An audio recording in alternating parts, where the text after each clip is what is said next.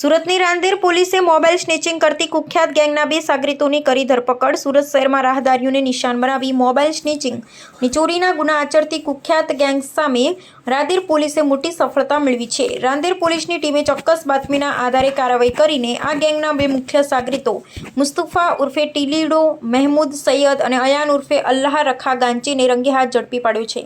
પોલીસે આરોપીઓ પાસેથી ચોરીના 5 મોબાઈલ ફોન અને હેરાફેરીમાં વપરાયેલી મોટરસાઇકલ મળી કુલ રૂપિયા 1,35,500નો મુદ્દામાલ જપ્ત કર્યો છે।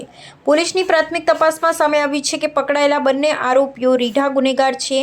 આરોપી મુસ્તફા ઉર્ફે ટીલીડો વિરુદ્ધ ભૂતકાળમાં 12થી વધુ ગંભીર ગુના અને 3 પાસાની કાર્યવાહી નોંધાઈ ચૂકી છે, જ્યારે તેના સાગરીત અયાન ઉર્ફે અલ્લાહ રખા વિરુદ્ધ પણ અગાઉ 2 ગુના નોંધાયેલા છે। રાંદેરે પોલીસ બંને આરોપીઓ વિરુદ્ધ કાયદેસરનો ગુનો નોંધી વધુ તપાસ હાથ ધરી છે, જેથી અન્ય કેટલાક સ્નેચિંગના બનાવો ઉકેલાય છે તે સામે આવી શકે છે। રિપોર્ટર સુનિલ ગાંજેવાલા, સુરત। સુરત શહેરમાં મોબાઈલ સ્નેચિંગ અને મોબાઈલ ચોરીના ગુનાઓ અટકાવવા માટે respected CP sir, sector 2 sir અને ડીસીપી સરના સીધા માર્ગદર્શન હેઠળ રાંદેર પોલીસ સ્ટેશનની ટીમ દ્વારા ચોક્કસ બાતમીના આધારે અત્યારે જે અનડિટેક્ટ જે છે 2 પોલીસ સ્ટેશન અશ્વિની કુમાર અને ઉત્તરાયણ એના 2 આરોપીને પકડવામાં આવેલા છે। આરોપીનું નામ છે મુસ્તફા ઉર્ફે ટીલીલી મહેમૂદ અલી સૈયદ, જે બાપુનગર રાંદેરનો રહેવાસી છે, અને બીજા આરોપીનું નામ છે અયાન ઉર્ફે અલ્લાહ રખા ગાંચી, જે દયાળ ભેસાણ રોડ રાંદેરનો રહેવાસી છે।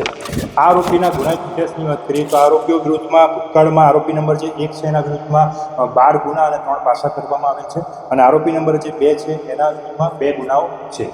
આ આરોપી પાસેથી મુદ્દામાલમાં ટોટલ 1,35,500નો મુદ્દામાલ જપ્ત કરવામાં આવ્યો છે, જેમાં 5 મોબાઈલ અને મોટરસાઇકલનો સમાવેશ થાય છે। આમની એમો એવી રીતે હતી કે આ આરોપી જે રોડ પર રસ્તા પર જે રાહદારી ચાલતા હોય એની પાછળથી બાઇક પર આવીને મોબાઈલ સ્નેચિંગ કરવાની આ લોકોની એમો